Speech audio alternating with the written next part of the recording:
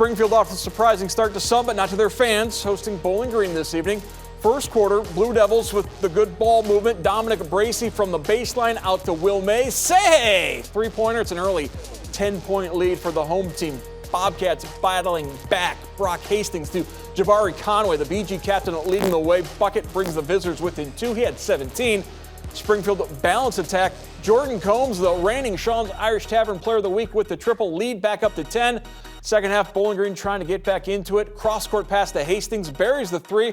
Back to a 10-point game, but just too much Springfield. Dominic Bracey, the steal, and then the off-balance shot falls. An 18-point lead.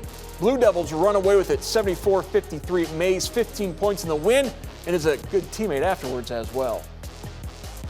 Well, I got to give my teammates the credit because they've been pushing me every day. You know, they know what I can do, and my coach is just pushing me to be more aggressive, and so that's what I've been doing in practice, and then it translates to the game. Well, the main thing was our coach said was don't get satisfied. You know, we could beat the biggest dogs, but we got to prove that we still here to play, and so that's what we came here to do. You know, we wanted some revenge. We had a tough loss last year against them, so we wanted to come back on our home floor and show them we can win.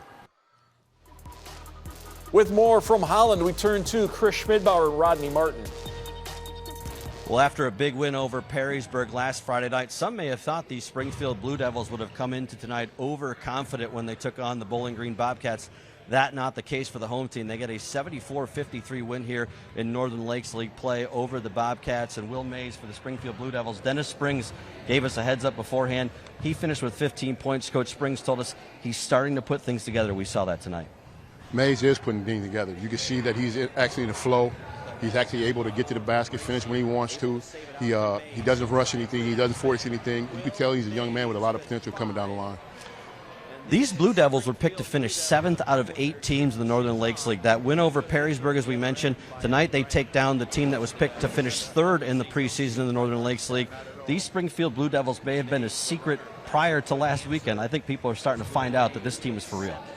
You know they are for real. They've taken down the team that's picked preseason #1, and now they kept their focus, and they come back home and win the next game. They're in the hunt for the conference title.